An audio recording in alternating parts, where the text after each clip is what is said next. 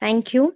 Good evening and welcome to all the participants joined in the daily virtual program on work life balance conducted by Professional Skills Enrichment Committee of the Institute of Chartered Accountants of India in association with Heartfulness. We have with us our today's resource person, Mr. Sulam Mishra sir, and we have also Mr. Deepak Kanduri sir from Heartfulness. We welcome you all in this platform. With this, I'm introducing our today's resource person, Mr. Sulabh Mishra sir. Mr. Sulabh Mishra sir has been a dedicated Heartfulness meditation trainer since 2010 and has been practicing meditation since 1999. His deep commitment to heartfulness and personal development is reflected in his entrepreneurial endeavors and professional achievements. Sulam Mishra sir is the founder and chairman of several paramedical institutes. He is also running Brighter Minds, a cognitive development program designed for children and seniors since 2017. In his role as a cognitive coach, he addresses a significant gap in the academic field by incorporating tools and exercises that promote social, emotional, and ethical learning alongside training the Heart to Harness institution. Before embarking on his entrepreneurial journey, Sulabh Sir gained extensive experience in the IT sector where he managed IT projects for healthcare clients. His diverse background and holistic approach to cognitive and emotional development makes him a distinguished leader in his field. With this brief introduction, I'm handing over to Sulabh Mishra. Sir. Thank you. So let's begin our session today. Today we are going to be talking about how we can improve our decision making.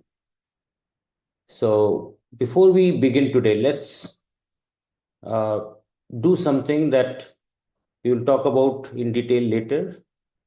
Just close your right nostril with your thumb.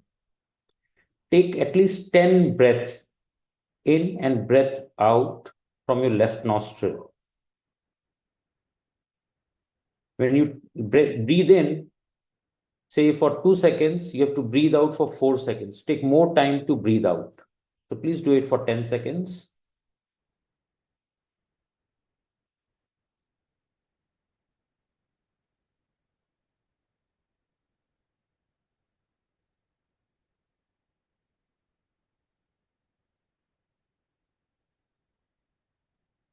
Four,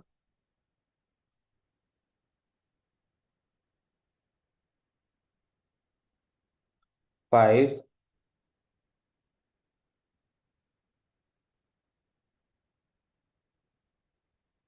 six,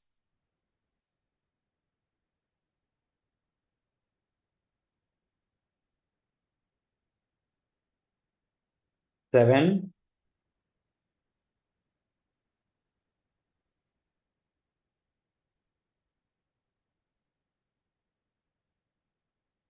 eight,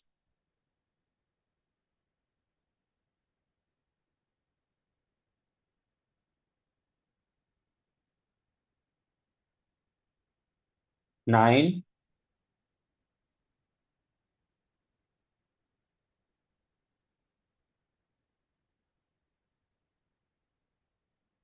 10.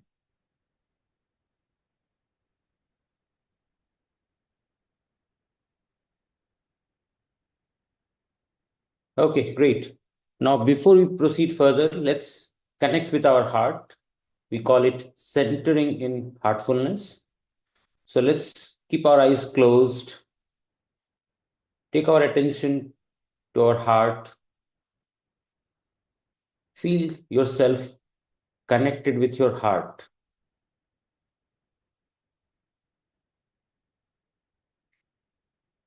Heart is the reservoir of love, peace, compassion. And with this connection, believe that all these resources are now available to you.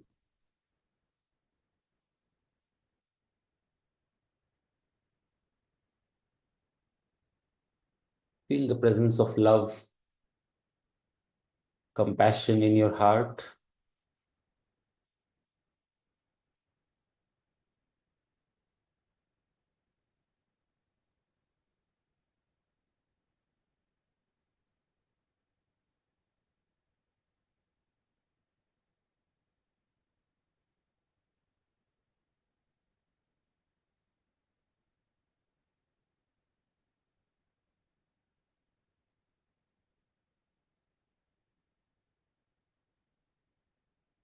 Pray for the well-being of your guru, or express gratitude to your guru or to your Lord or to your maker.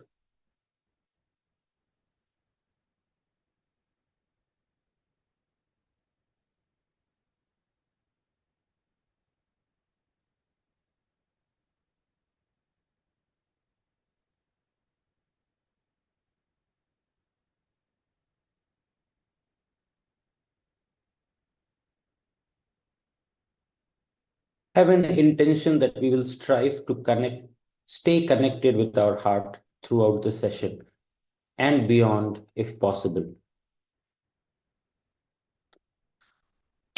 So let's begin our session for the day today.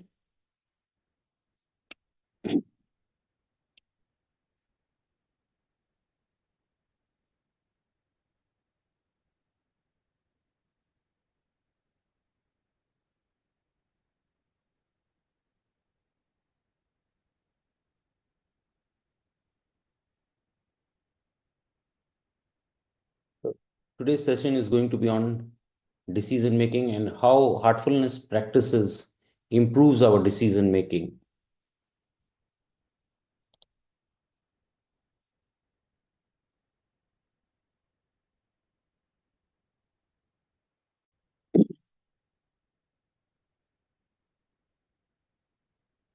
So make a note or just not, because we cannot see you.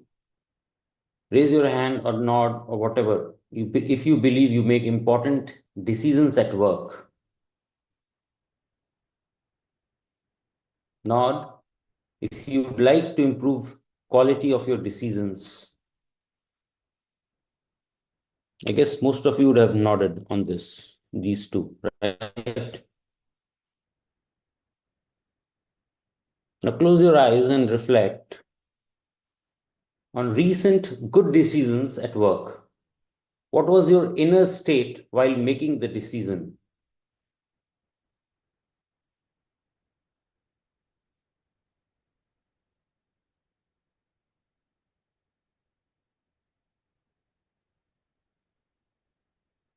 Again, reflect on a recent decision or interaction you were not happy with. What was your inner state while making that decision?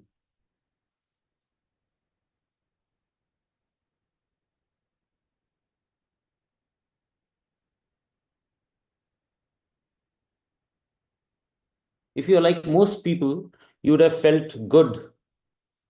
You would have felt confident, at peace while making good decision. Now that you know the decision was good, recall you were already feeling good when you were making that decision.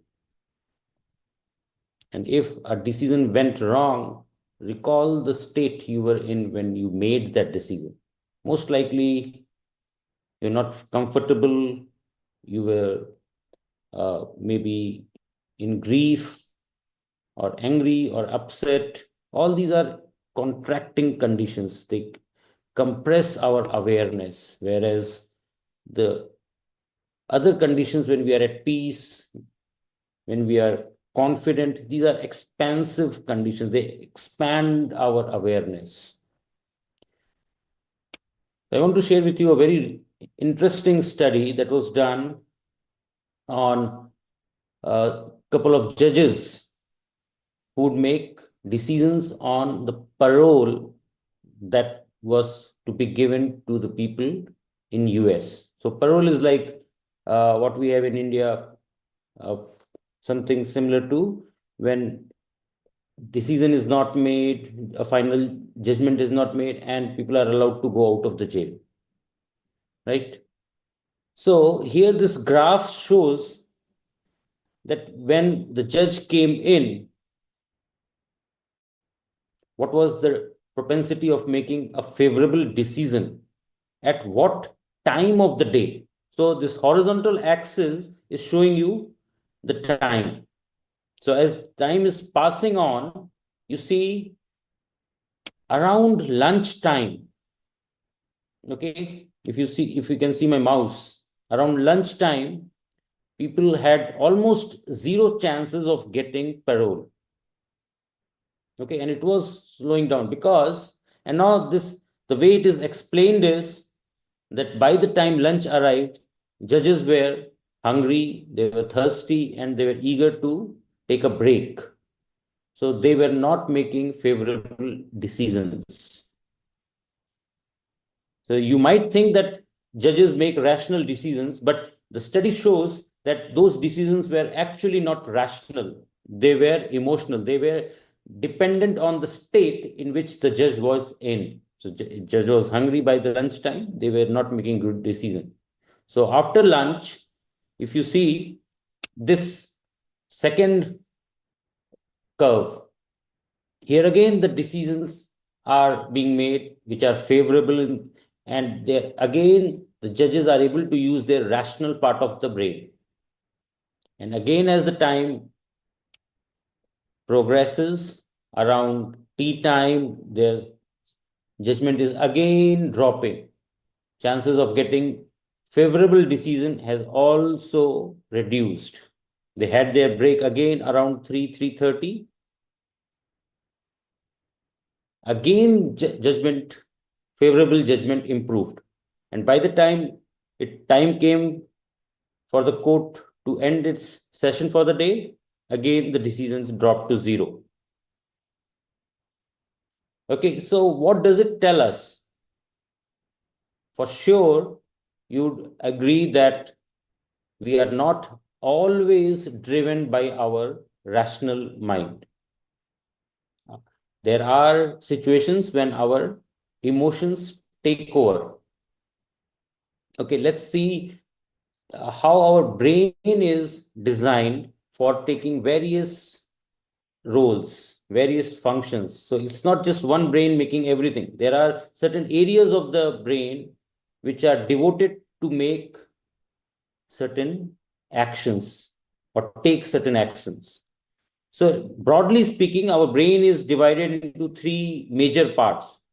One is your brain stem. Your brain stem is very primitive. It's also known as reptilian brain. It does only reflex action things like your breathing, your heartbeat, your motors, movement. All these are taken care by your brain stem. The second part of your brain is your emotional brain or limbic brain. This is also primitive. It mostly processes your feeling. It mostly processes your stress response. We don't have any language here. Okay, we have memory also here. Hippocampus, where we store memory, is also part of this brain. And then we have our smart brain. This smart brain is a recent development. In our evolutionary cycle, around 400 million years ago, limbic brain started developing. Around 40 million years ago, limbic brain started coming up, started developing. And around 4 million years ago, our smart brain evolved. And what today we have this front portion which processes our rational thinking, our decision making. All these are recent development where we have languages being processed, where we have our uh, imagination, creativity. All these are part of smart brain or the cortex. Okay, now, sorry.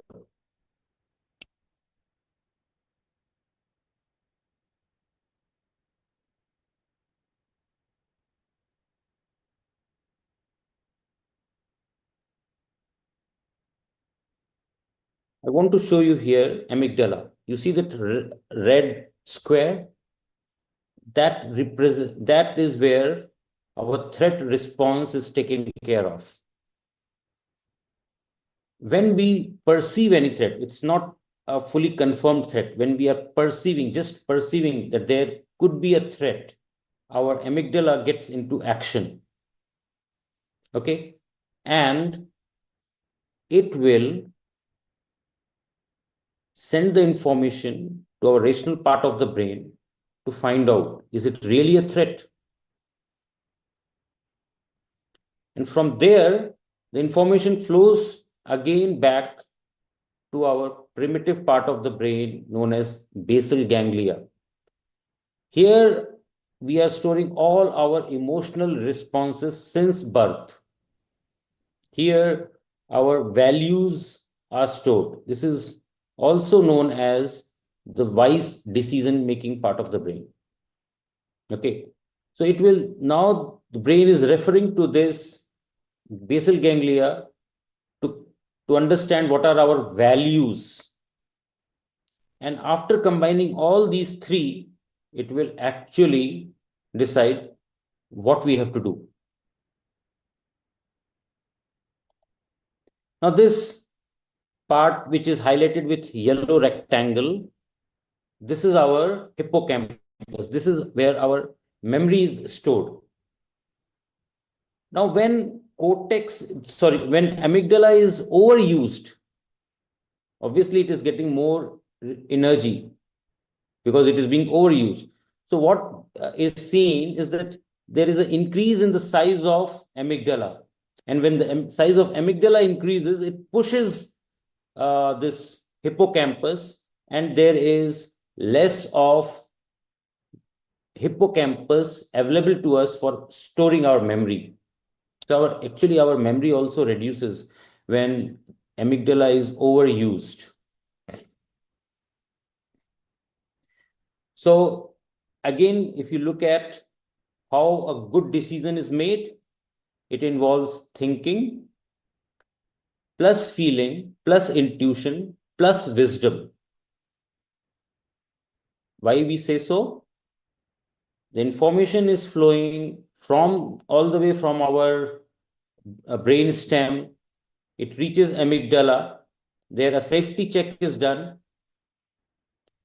Then it passes on to our rational thinking part of the brain, cortex. And from there, it goes back to the primal part of the brain, where our feeling, intuition, and wisdom are stored. After taking in all the input, then a wise decision is made. But what will happen if at step 1, forget about step 2 and 3, if at step 1, amygdala perceives a threat as very real, there is no doubt about it. Okay. So in this situation, amygdala actually gets hijacked. There is only few seconds in which we can do it about it. If we don't do anything about it, amygdala will get hijacked and it will cut down. Why it's called hijacking? It's because amygdala cuts down all the information flows to the cortex, to the smart part of the brain. It will immediately go on overdrive to start sending all the resources to your hand and to your legs, because this is now a fight or flight situation. And if it is very, very threatening, then you can also freeze. Okay. So we don't want this situation to happen to us, because if it happens, it takes almost 45 minutes to recover. And during these times, our decision will be very reactive. They cannot be rational at all. And if it happens very frequently, it results into a very poor health for us, because our human system cannot withstand repeated hijacks. And the result is your what you see today, lifestyle diseases. Okay. So if you come across this situation where you anticipate amygdala hijack with all this knowledge that you have now, if you anticipate amygdala hijack, you can do this left nostril breathing. Why we have to do through left nostril? Because our left nostril is connected with our rest and digest system, whereas our right nostril is connected with our fight or flight response system. So scientifically, right nostril is connected with our sympathetic nervous system and left nostril is connected with our parasympathetic nervous system. So when you close your right nostril and deliberately breathe only through your left nostril, you are forcefully activating your parasympathetic or rest and digest system. So you will calm down a little bit. And in doing that, you can prevent amygdala hijack. Okay. But the window is very short. You have to remember that. And it is very important that we understand that in this short window, if we want to prevent amygdala hijack, when the information is flowing back to our primal brain, if you look back this slide, when the information is flowing back to this primal part of the brain, to take a decision, the process continues until the basal ganglia, right? Which is the seat of wisdom. Now, the basal ganglia is recording all our emotional experiences since birth and will prioritize our values during decision making. This part of the brain is very primal and have little access to the verbal cortex. So, to have clearer grasp of how it feels to take a decision, you need to pause. You need to be able to refer to your feelings. So until and unless you clear your mind, you take a pause and refer to the feeling part. How am I feeling right now? Am I feeling peaceful? Am I feeling calm? No, obviously not. So you need to do something. But without taking this pause, you will end up reacting. Instead, what we want to respond. Okay, some science behind what we are telling you is some research that have been done. Sarah Lazar, she suggests that in her study, she found out that meditative mind is less prone to stress. So over a period of time, when you have been meditating, your amygdala size will actually reduce. The gray matter in amygdala actually changes. It reduces. Amygdala itself will shrink, which is a good thing. You don't want hyperactive or overactive amygdala. Richard Davidson found out that meditation increases the bandwidth of the executive part of the brain, leading to better emotional regulation, rational thinking. Yi Yang Tan found out that meditation improves attention control, emotional regulation, and self-awareness. Now, there is a very interesting study done by Dr. Igor Grossman, and he found out that meditation increases the heart rate variability, meaning the fluctuation in your heartbeat. The more fluctuation you have, the better variability is there. You don't want a flat line, right? Because flat line indicates person is dead.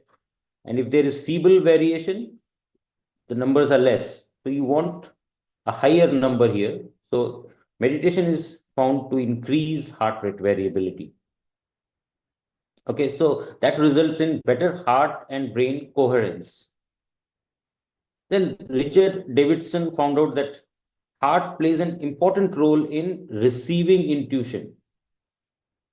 Their study shows that even before mind or even before the stimulus itself, heart will perceive the threat. That is why heart is considered the seat of intuition. And our literatures are replete with this, that heart is the seat of wisdom, seat of intuition.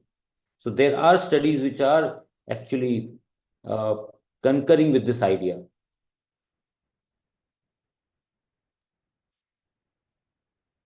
Okay, so how heartfulness practices help us lead with the intelligent heart?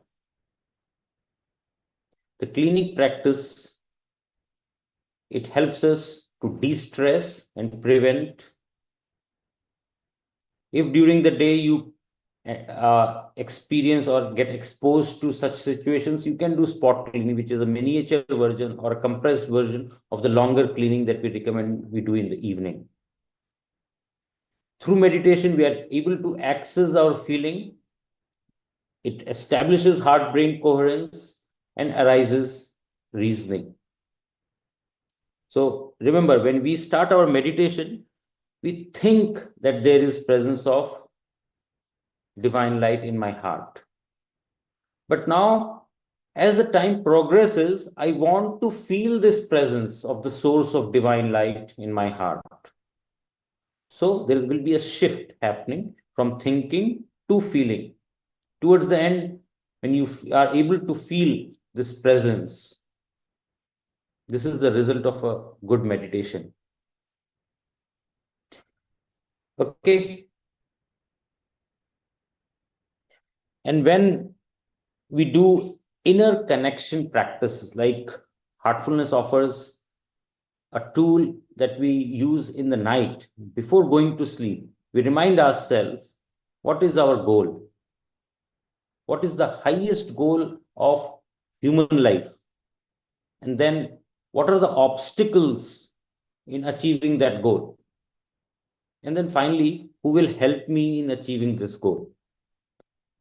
This leads us to establish inner connection because it is our heart which will lead us in achieving our goal. And the goal is perfection, to become our best possible version. This is our goal. So we remind ourselves, oh Master, you are the real goal of human life.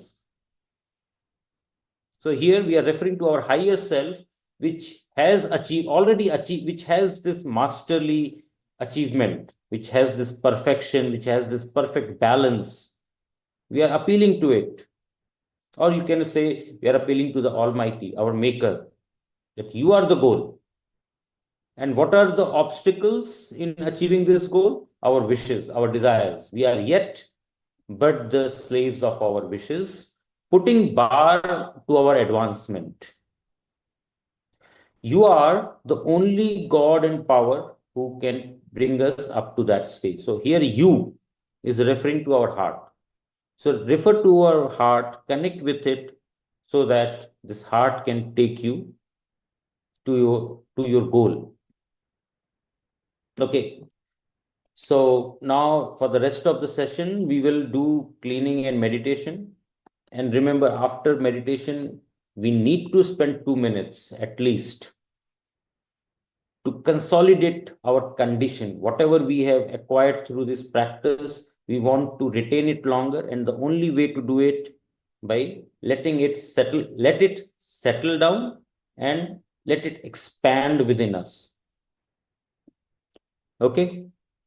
So today we are going to do a special cleaning practice that will help you remove your fear.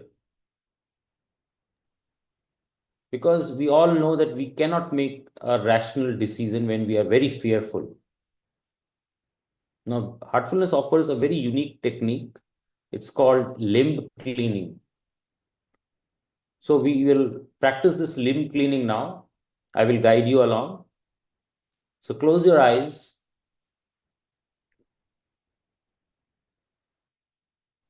Make a suggestion. There is presence of divine light above you, above your head. Gently pull this divine light towards you, towards your head. Pull it down very gently. It is passing through your head. Bring it to your heart. And now from your heart, gently Pull it towards your left limb, left arm. As this divine light is flowing from the source above, through your head, through your heart, it is also purifying your head, your heart. And now take it towards your left arm and gently bring it down. This divine light is cleaning your left arm as well. Gently keep bringing it down towards your lower arm, towards your wrist, palm, and fingers.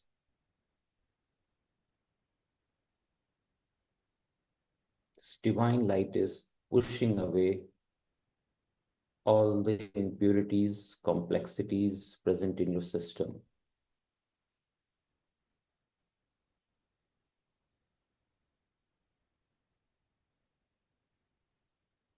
Again, draw this divine light from above.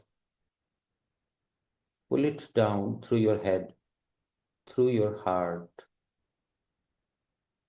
Keep pulling it down.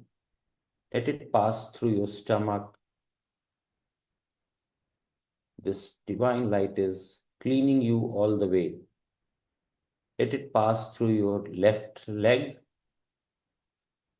Very gently, very slowly. Keep pulling it down.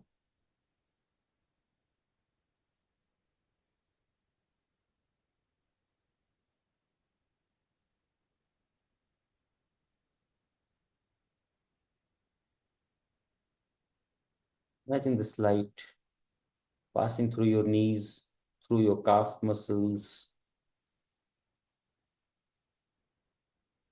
and let it eject from your toes.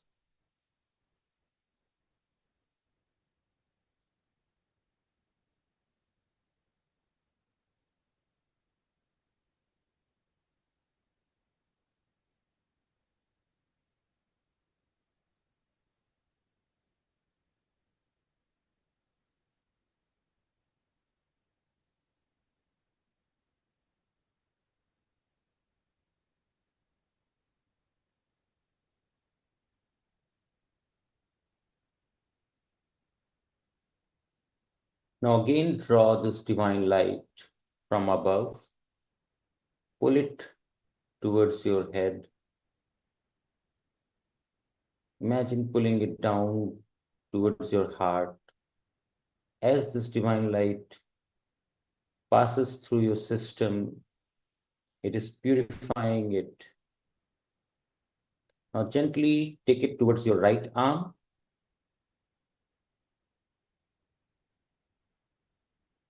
Continue to pull it down all the way to your fingertips and let it be ejected out from your fingertips. With it, all the complexities and impurities are leaving you.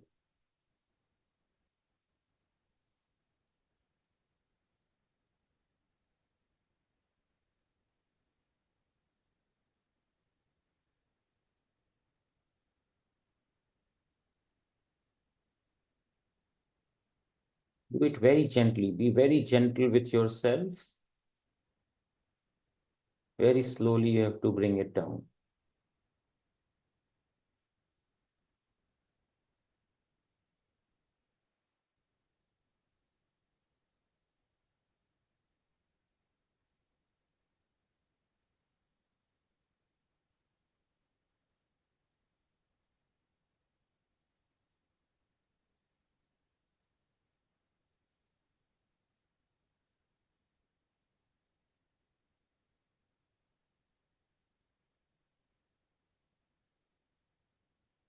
Once again, draw this divine light from above.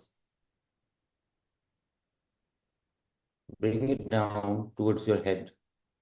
And through your head, it is passing, filling up your heart, purifying your heart. Pull it further down towards your right stomach. It's purifying your heart, your stomach. Let it enter in your right leg.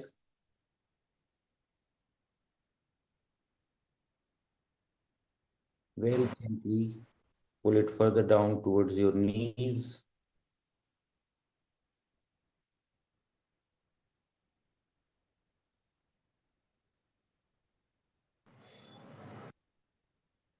Let it pass through your calf muscles, ankles, and let it ooze out from your toes.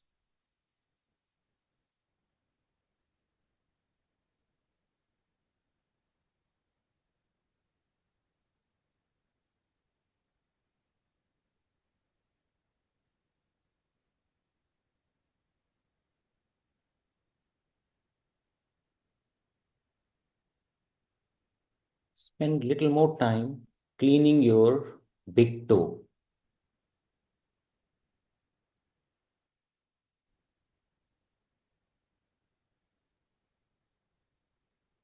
Continue to clean the big toe of your right leg.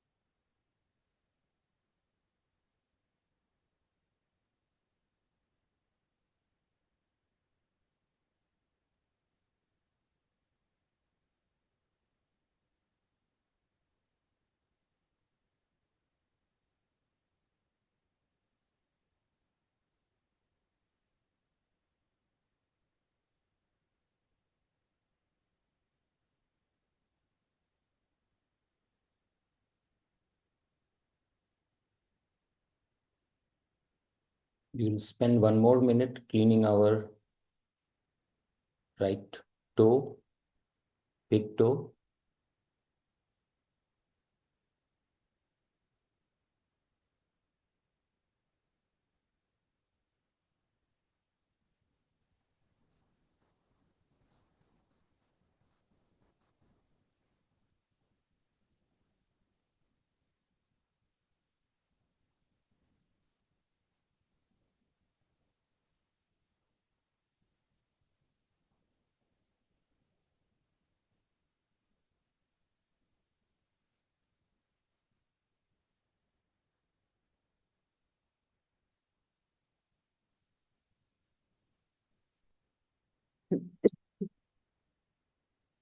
Now we will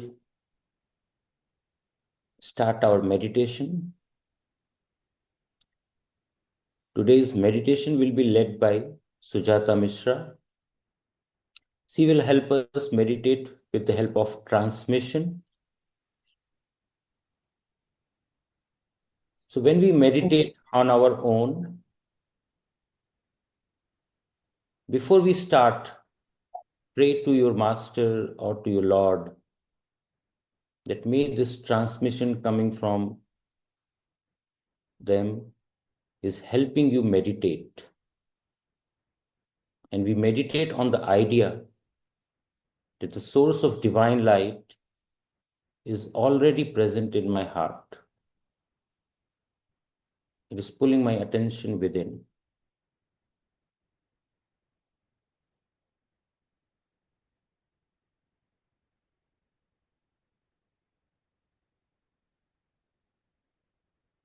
Sujata, over to you. Thank you.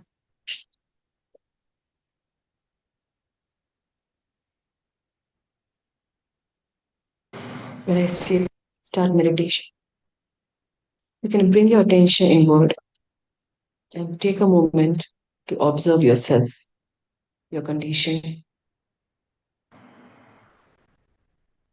And then, as I said, suppose that the source of divine light is present in your heart, which is attracting you from within.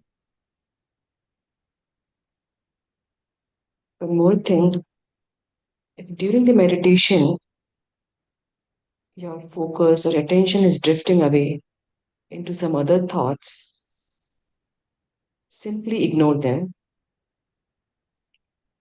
Do not fight with them or do not entertain them. Just remind yourself that you are meditating on the source of divine light present in your heart. And try to remain in the deep silence of the heart. With that, please start meditation.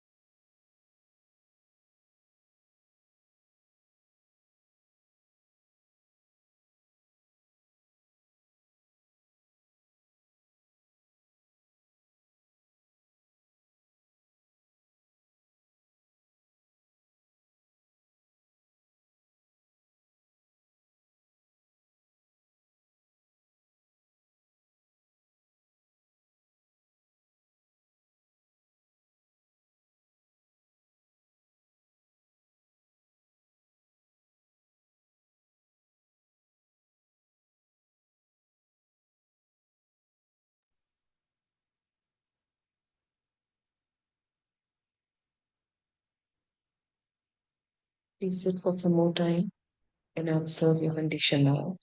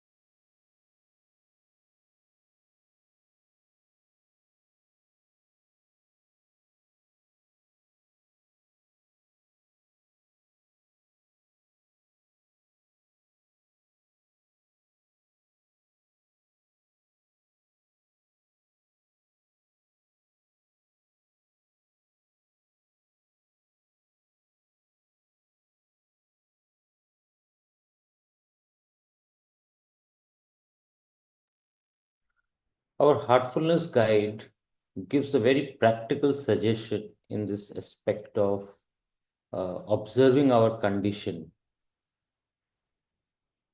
He says that whenever a condition is given during meditation, whatever we receive out of our meditation, that condition is in a seed form, a very fragile condition. And it is our business to nurture it properly so that it can grow. And we need to continue to protect this condition so that when we meditate next time, it can build upon our previous condition. And in this way, we keep expanding or growing our condition. So let's take a few questions that we have. What key habits or practices can help someone become a more effective decision maker? Okay, this whole presentation was about these key practices. We learned left nostril breathing. We have been talking about meditation. We have been talking about cleaning. We also learned another variation of cleaning when we are very, very fearful. Tomorrow we are going to share with you another practice, anger detox. So in these emotional states, fear or anger, it's very difficult to make rational decisions. So once we can detox ourselves from these emotional flow, we can hope to make better decisions. So these are the techniques that we are sharing with you. Second question is, how can we balance intuition and logical analysis when making important decisions? So let's take a scenario. Suppose you have a decision to make about 5 different options that you have, and you have to narrow down to one or two from which you have to pick only one. Okay. So start with this. We see the rational way is to collect all the data, relevant information for all these choices that are presented to you.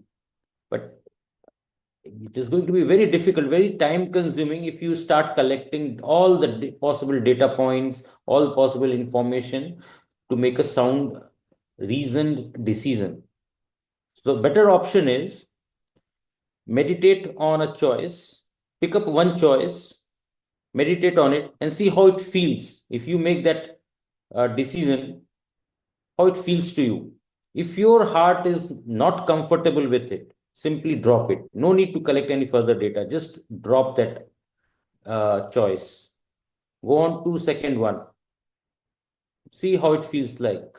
If you're not comfortable with the second one also, drop it.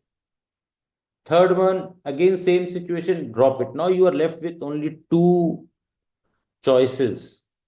And your heart is comfortable with both of them. So now you can go and make all the collection of these data points, information, which will help you make more informed decision. So you have effectively saved a lot of time in collecting data for the other three, in which your heart disagreed. And remember, your heart will only tell you when you are making a wrong decision, when you are making wrong choices. It will never say anything when you are making good decision. So that's the clue. Pick up your choices, meditate over it, see how it feels like. If your heart is not comfortable, drop it. So I guess this will be a balanced approach to figure out how to make a good decision. I hope this helps. Thank you all for joining. Thanks for giving us time. Thank you, sir and ma'am, for delivering this wonderful session. And thanks to all the participants who have joined this session. And also thanks to our sir for being with us throughout this session. With this, we are concluding this session. Thank you all.